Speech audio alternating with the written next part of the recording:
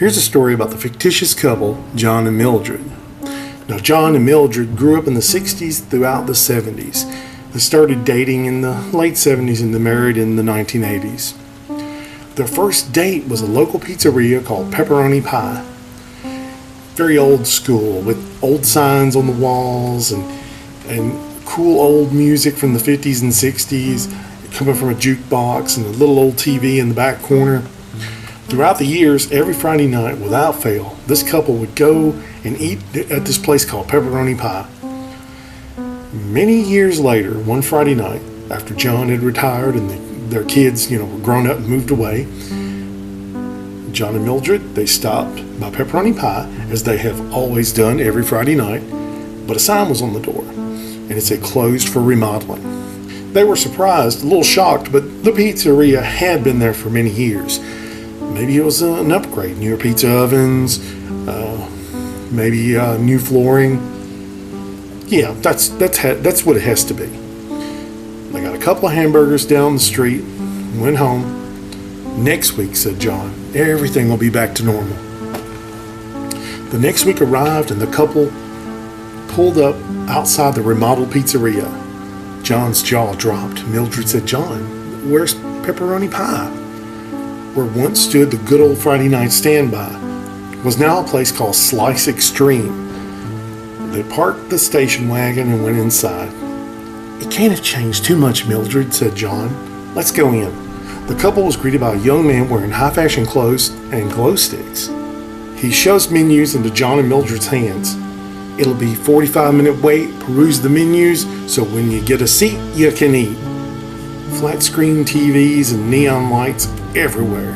Pepperoni Pie had vintage signs, and they had this cool old TV in the back corner, for the guys who eat pizza and watch college football games on Saturday afternoons.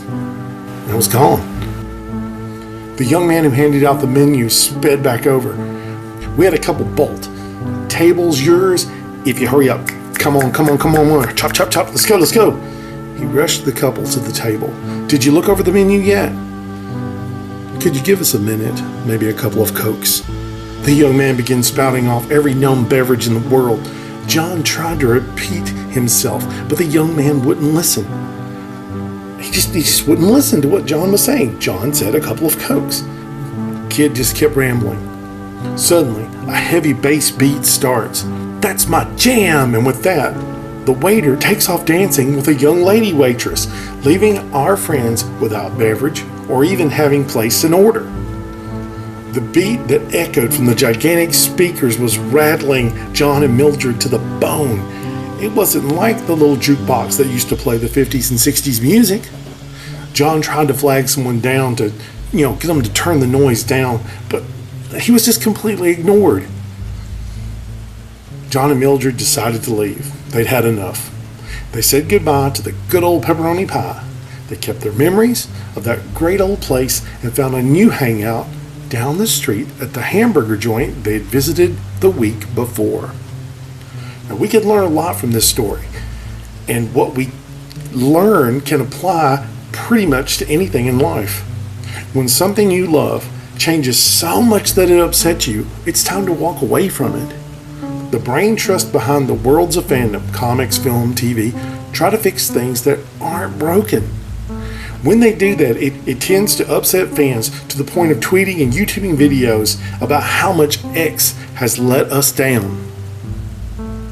It's okay to be upset at first.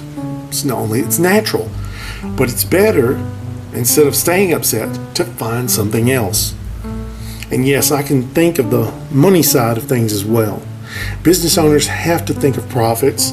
Profits pay the bills to keep doing the things that they do. If they see that the fans of their things are graying out, they start thinking of ways to bring in younger customers, even if it means changing the thing into something completely unrecognizable by their original audience. Look, there's got to be a middle ground. Perhaps us older folks can show the younger folks how cool the original Star Trek, Twilight Zone, Doctor Who, old comics, old movies, all this cool stuff was. By doing that, maybe the audience for those vintage good things would grow. While changes would finally they would just go away. You wouldn't need them. And John and Mildred can once again sit down and have another slice of pepperoni pie. Now, I do like some newer things in the fandom world as well.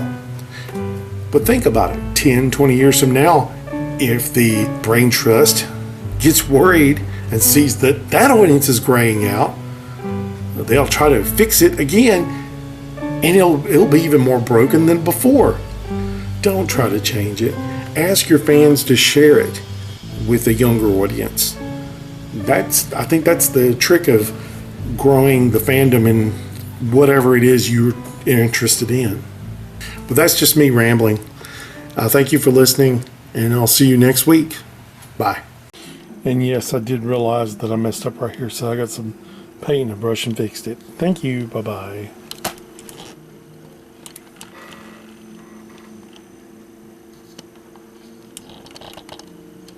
And in case you didn't know, I make comic books and magazines and books, and they're available in the links below. So help support an artist today by buying some stuff like these.